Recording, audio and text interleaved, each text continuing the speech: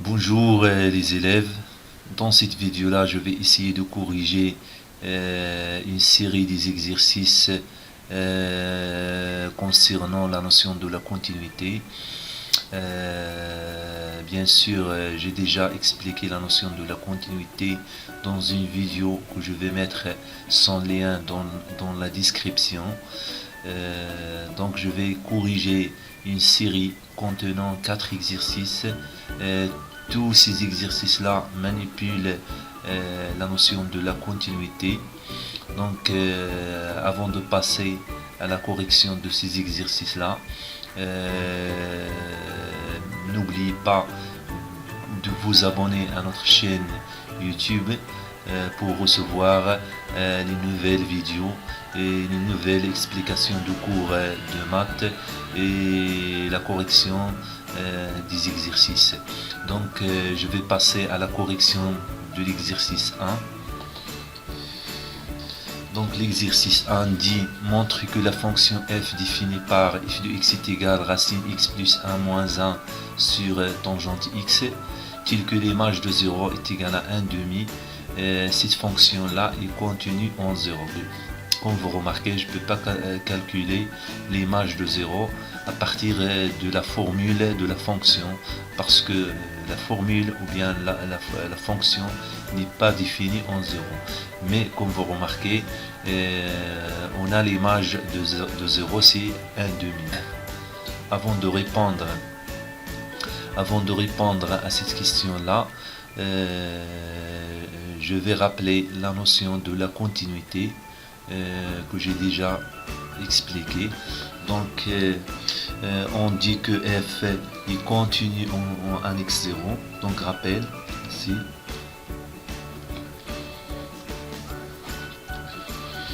Donc on dit que f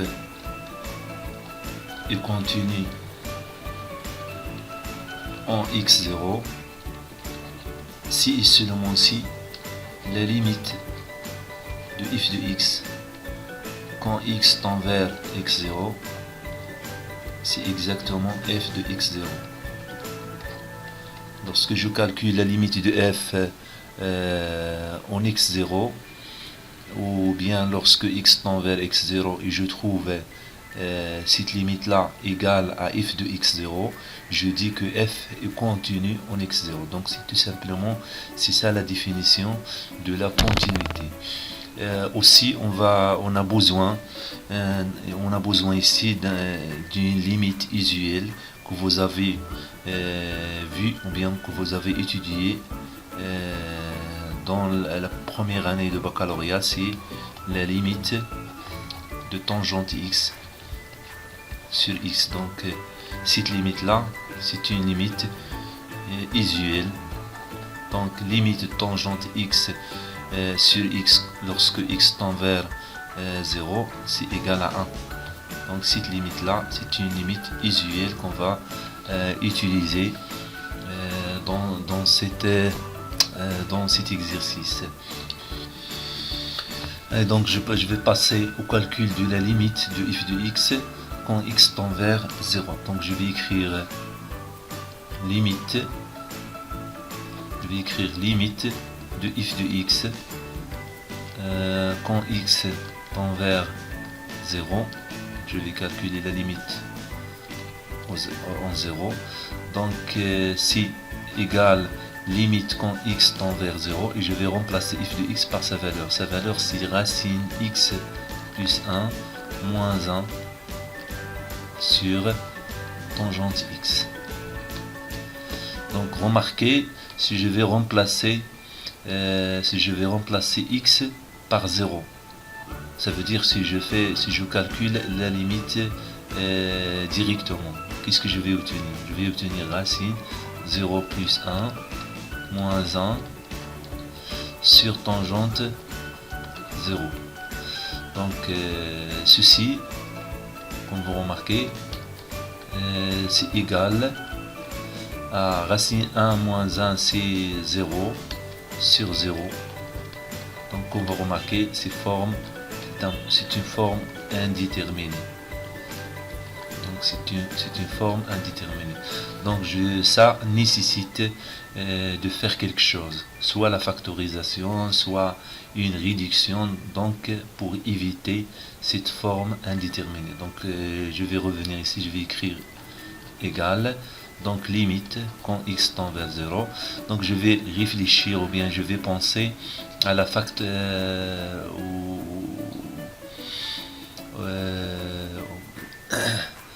alors je vais écrire égal, limite quand x tend vers 0, et je vais multiplier racine x plus 1 moins 1 par son conjugué. Donc le conjugué de a moins b, c'est a plus b. Donc je multiplie par x plus 1, racine x plus 1 plus 1. Donc je multiplie le numérateur par racine x plus 1 plus 1. Et en même temps, je vais multiplier aussi le dénominateur par racine x plus 1 plus 1 fois tangente x.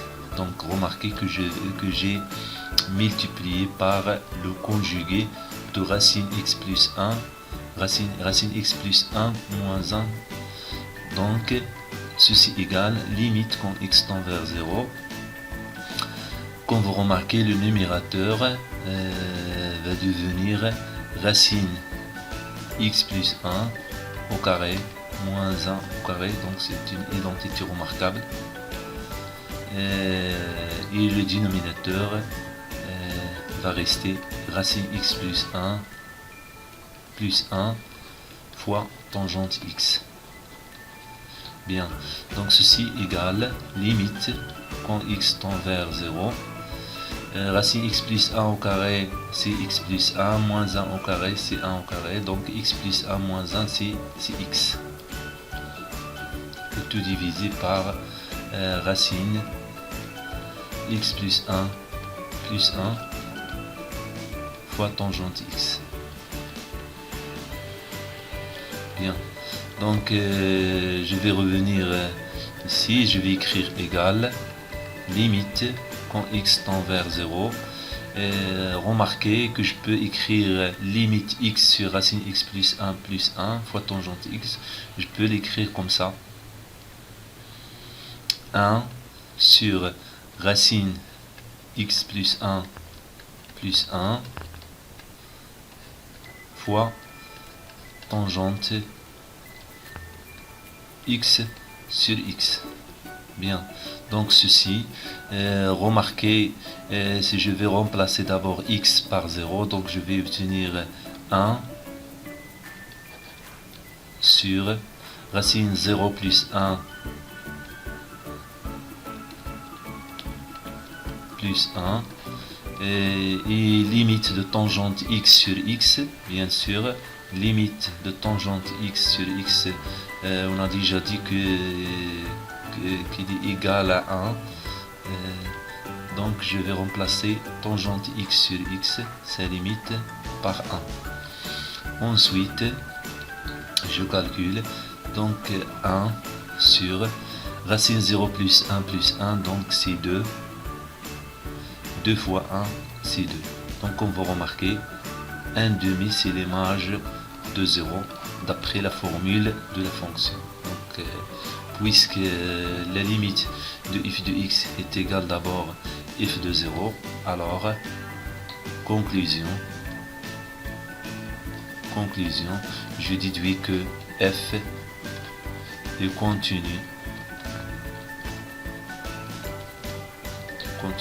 en 0. Bien, donc c'est terminé pour l'exercice 1 et on va passer à l'exercice 2. L'exercice 2 dit montre que la fonction f définie par f de x est égale à x au carré plus x moins 12 sur x moins 3 lorsque x est différent de 3. Bien sûr, je ne peux pas calculer l'image de x directement par cette fonction là, mais comme vous remarquez, l'image de 3 c'est 7. On va montrer bien sûr que cette fonction là est continue en 3. Donc directement je vais revenir ici, je vais écrire limite de f de x lorsque x tend vers 3. Donc je dois calculer la limite de f de x quand x tend vers 3 et je vais voir est-ce qu'il est égal à 7. Lorsque cette limite là égale à 7, donc automatiquement on va dire que f est continu en 3. Donc je passe d'écrire limite quand x tend vers 3, x au carré plus x moins 12 sur x moins 3. Donc remarquez que x au carré plus x moins 12, ce polynôme là, p de x, je dois calculer son discriminant. Donc le discriminant de ce polynôme là, c'est b au carré. B au carré ici c'est 1 au carré, moins 4 fois a. Donc le coefficient de x au carré ici c'est 1, c'est a, fois c, c'est ici égal à moins 12. Donc je calcule, 1 au carré c'est 1, moins 4 fois 12, c'est 48, donc 1 plus 48 c'est 49. Donc je calcule d'abord x1, x1 c'est égal à moins b, b c'est le coefficient de x bien sûr, donc moins b c'est moins 1, plus racine delta, donc sur 2 fois a. Le coefficient ici de x au carré c'est 1. Bien, donc je simplifie, donc moins 1 plus racine 49 c'est 7, 2 fois 1 c'est 2, donc moins 1 plus 7 c'est 6, 6 divisé par 2 c'est 3. On passe à x2. X2 c'est moins b, b c'est le coefficient de x, donc c'est moins 1, moins racine delta, donc racine 49 divisé par 2a, c'est égal à 2. Donc moins 1, moins 7, tout divisé par 2, donc le résultat c'est moins 8 sur 2, c'est moins 4. Alors les deux racines de ce polynôme là c'est 3 et moins 4, donc je déduis la factorisation de p de x. P de x est égal à x moins 3 facteur x plus 4. Donc c'est ça la factorisation de p de x, ça veut dire de x au carré plus x moins 12. Donc je vais remplacer d'abord x au carré plus x moins 12 par, je vais remplacer x au carré plus x moins 12 par x moins 3 facteur x plus 4, le tout divisé par x moins 3. Bien, donc ceci égale limite quand x tend vers 3. Regardez ici, je peux réduire par x moins 3, donc le résultat c'est x plus 4. Puisque x plus 4 c'est une fonction polynomiale, ou bien c'est un polynôme, donc il suffit de remplacer x par 3 pour trouver la limite. Donc limite x plus 4 quand x tend vers 3, c'est exactement 3 plus 4. Et 3 plus 4 c'est 7. Alors conclusion, limite de f de x quand x tend vers 3, c'est égal à f de 3. Donc f est continu en 3. Bien, donc c'est terminé aussi pour l'exercice 2 et on va passer à l'exercice 3. Donc l'exercice 3 dit montrer que la fonction f définie par f de x est égal à 2x plus 1 sur 7 moins 6x quand x est inférieur ou égal à 2, f de x égale x au carré plus x moins 6 sur x moins 2 lorsque x est strictement supérieur à 2 et continue en 2. Donc on va remarquer cette fonction là est définie par partie, ça veut dire il y a deux fonctions dans, dans la définition ou bien dans la formule de cette fonction-là. Une fonction définie à gauche de 2 et la deuxième formule de cette fonction est définie à droite de 2. Donc, allez, on va faire un rappel. Donc, rappel.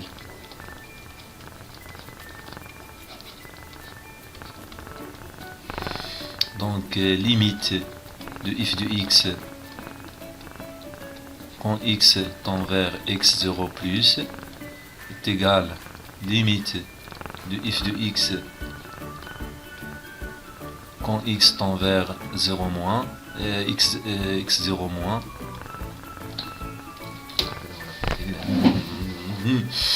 tout.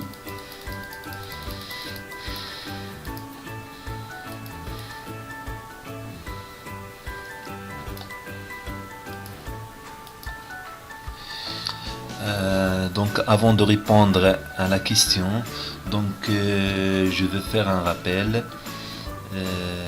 Donc rappel de la continuité à gauche et la continuité à droite. Donc on dit que f est continu en x0. Ceci équivalent à dire que limite, lorsqu'on calcule la limite à gauche et on trouve que cette limite là égale à la limite à droite. Lorsqu'on trouve ceci, lorsqu'on trouve la limite de f de x quand x tend vers x0 plus égale la limite de f de x quand x tend vers x0 moins égale exactement un réel, bien sûr,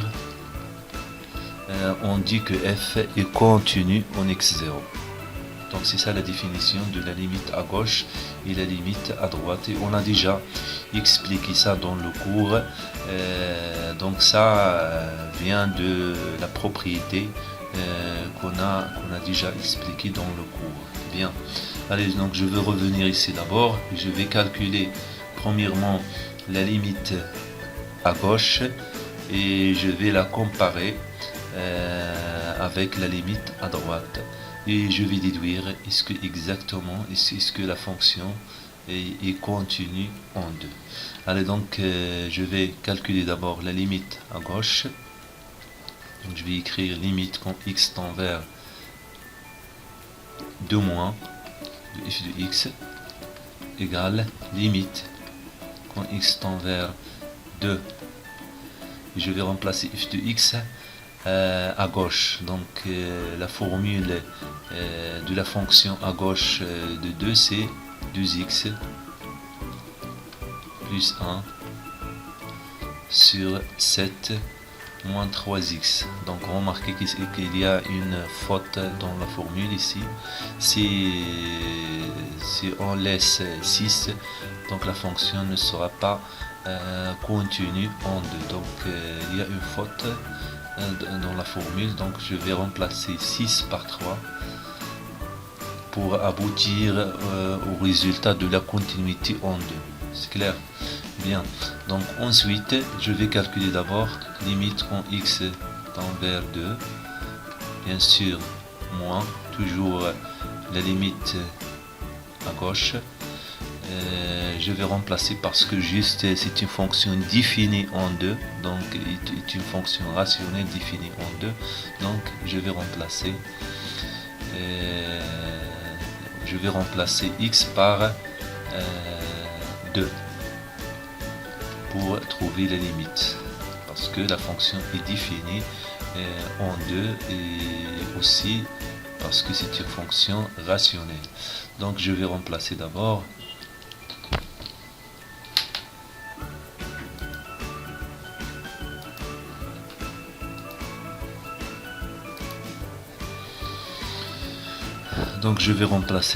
et je vais écrire 2 fois 2 plus 1, tout divisé par 7 moins 3 fois 2. je calcule 2 fois 2 c'est 5, 2 fois 2 c'est 4, 4 plus 1 c'est 5, divisé par 7 moins 3 fois 2, donc 7 moins 3 fois 2 c'est 6, 7 moins 6 c'est 1, donc égal à 5, c'est clair? Bien, donc la limite du f de x quand x tend vers 2 moins, c'est égal à 5. Donc on a calculé la limite à gauche de 2. On passe d'abord à la limite à droite. Donc la même chose, donc je vais écrire limite f de x quand x tend vers 2 plus, et ceci je vais remplacer f de x par x carré plus x moins 6, le tout divisé par x moins 2. Ici, c'est cette fonction-là qui est définie à droite de 2. Bien. Donc, on va remarquer aussi, donc x carré plus x moins 6, donc c'est un polynôme. Donc, c'est un polynôme P de x carré plus x moins 6. Donc remarquez, si je vais remplacer x ici, par 2, donc je vais trouver une forme indéterminée. Donc je vais penser à la factorisation. Et pour factoriser le polynôme x carré plus x moins 6, donc je dois calculer delta, le discriminant. Bien, donc delta c'est b au carré, a au 1 au carré moins 4 ac, donc c'est 4 fois 1 fois moins 6. Donc ceci égale 1 au carré c'est 1 moins 4 fois moins 6, donc delta c'est égal 25. Donc je calcule x1 c'est moins b, donc moins 1 plus racine delta c'est 5 sur 2a c'est 2, donc moins 1 plus 5 c'est 4, 4 sur 2 c'est 2. Donc ça c'est x1. x2 c'est moins 1 aussi, moins 5, tout divisé par 2, donc moins 1, moins 5 c'est moins 6 sur 2 c'est moins 3. Donc la factorisation ici de x au carré plus x moins 6, c'est celle-ci, donc je vais écrire x tend vers 2 plus, les racines de polynôme sont 2 moins 3, donc la factorisation c'est x moins 2 facteur x plus 3, le tout divisé par x moins 2. Bien, donc ceci égale limite quand x tend vers 2 plus, et comme vous remarquez ici, je peux réduire par x moins 2 et je vais obtenir x plus 3. Donc il suffit d'abord de remplacer x par 2 parce que c'est juste un polynôme pour trouver la limite. Donc 2 plus 3 c'est 5. Donc comme vous remarquez, donc cette limite là c'est la limite à droite de 2. Donc conclusion, on a trouvé que limite f de x quand x tend vers 2 plus, c'est exactement la limite de f de x quand x tend vers 2 moins, égal à 5 bien sûr. Donc les deux limites, ou bien la limite à droite de 2 égale à la limite à gauche de 2. Donc on déduit que f est contenu en 2. Donc c'est terminé pour l'exercice 3. Et on va passer d'abord à la correction de l'exercice 4, le dernier exercice dans cette série là. l'exercice 4, comme vous remarquez, donc c'est un exercice un peu difficile, il demande plus de réflexion, donc on doit faire attention. Donc qu'est-ce qu'il dit l'exercice? Il dit soit f la fonction définie sur R par f de x est égal sinus px sur x moins 1 quand x différent de 1, et f de 1 est égal à m, tel que m est un paramètre réel, c'est un nombre paramètre réel. Déterminer la valeur du nombre réel m pour laquelle f est continu en 1. Donc l'astuce dans cet exercice là,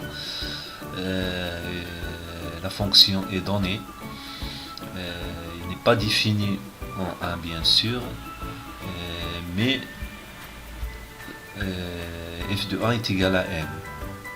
Donc c'est un paramètre réel qu'on doit chercher pour que cette fonction là soit continue en 1. Donc c'est ça la question. Donc ce qu'il faut montrer d'abord, donc il faut calculer que, ou bien il faut montrer que limite de f de x quand x tend vers 1 égale à m. Donc il faut chercher ce m là. Bien. Et pour chercher ce m là, ou bien ce paramètre là, donc on doit calculer la limite de f de x quand x tend vers 1. Donc je vais écrire limite de f de x quand x tend vers 1. Je vais remplacer f de x par sa formule sinus px sur x moins 1. Bien. Ensuite, remarquez si je vais remplacer x par 1. Donc sinus p fois 1, c'est sinus p c'est 0, sur 1 moins 1 c'est 0, donc 0 sur 0 c'est forme indéterminée. Donc remarquez ici, par le calcul direct, on va trouver 0 sur 0, forme indéterminée. Bien. Donc il faut réfléchir aux méthodes qui nous permettent d'éviter cette forme indéterminée. Donc comme vous remarquez, il y a une fonction ici, sinus, c'est une fonction trigonométrique, et pour d'après ce que vous avez étudié dans la première année baccalauréat, vous avez vu quelques limites usuelles. Cette limite là sont sinus x. Parmi ces limites là, il y a la limite sinus x sur x et tangente x sur x. Bien. Donc sinus x, on sait que la limite de sinus x sur x quand x tend vers 0, c'est égal à 1. Donc on peut utiliser cette limite là dans cet exercice. Donc comment? Donc c'est ça ce qu'il faut rédiger d'abord. Donc c'est ça, et bien sûr on va ajouter quelques astuces. Bien, donc je vais écrire ici limite quand x tend vers 1, et je vais faire un changement de variable. Je vais faire ici un changement de variable, donc je vais mettre x moins 1 est égal à grand X. Regardez, lorsque x tend vers 1, qu'est-ce qu'il va se passer pour grand X? Grand X, il va tendre vers 0. C'est clair? Donc c'est ça ce qu'on va faire. Donc au lieu de travailler par la variable petit x, on va travailler par la variable grand X. Donc je vais écrire et je vais faire le changement de variable. Je vais écrire limite de grand X, bien sûr grand X tend vers 0, et je vais écrire petit x en fonction de grand X. Donc le résultat c'est ceci. Donc P facteur petit x, il va être égal à grand X plus 1. Et je divise par x moins 1, c'est grand X. Bien. Ensuite, je vais écrire limite quand grand X, toujours grand X, tend vers 0. Et je simplifie ce qui est entre parenthèses. Donc le résultat, c'est P grand X plus P. Le tout divisé par grand X. Et ceci égale grand X quand grand X tend vers 0. Sinus Px plus P, donc c'est moins sinus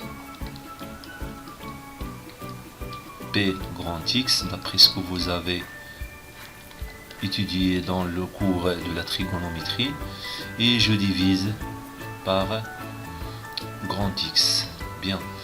Remarquez ici qu'on s'approche de la formule limite, proche de la formule de la limite usuelle, limite sinus y sur grand Y lorsque y tend vers 0, c'est égal à 1. Donc cette limite là, c'est une limite usuelle. Remarquez ici, il y a limite grand X, limite de moins sinus P grand X sur grand X quand X tend vers 0. Donc c'est à peu près, il s'approche un petit peu de cette limite là. Donc on va continuer ici, je vais écrire égale limite de grand X quand limite quand X tend vers 0 moins sinus P grand X sur grand X. Donc je vais multiplier ici par P et je divise par P. C'est clair? Donc j'ai multiplié grand X par P et je divise par P. Donc regardez, je peux réduire par P. Donc c'est exactement la même formule. Pourquoi j'ai fait ça? Je vais faire sortir ce moins là. Donc je vais écrire limite quand X tend vers 0, sinus P grand X sur P grand X. Donc remarquez ici, fois P. Bien. Ceci égale moins P fois. Donc je peux regarder si grand X tend vers 0, P grand X tend vers 0. Donc si je vais remplacer Px par grand Y, lorsque X tend vers 0, Px tend vers 0. Ça veut dire grand X tend vers 0, alors Px tend aussi vers 0, alors Y tend vers 0. Bien. Alors, je vais faire ce changement de variable. Je vais écrire limite quand Y tend vers 0, sinus Y sur Y, et j'applique la limite usuelle. Donc on sait d'abord que la limite de sinus Y sur Y quand Y tend vers 0, c'est égal à 1. Donc moins P fois 1, c'est égal à moins P. Donc la valeur de M cherchée, la valeur de paramètre M, c'est exactement moins P. Donc c'est terminé. Comme vous remarquez, j'ai essayé de corriger 4 exercices. Tous ces exercices-là manipulent différentes méthodes de calcul de la continuité et des astuces bien sûr différents. ça y est. وكان هذا كل ما في الأمر بالنسبة لهذه الحلقة، والسلام عليكم ورحمة الله تعالى وبركاته.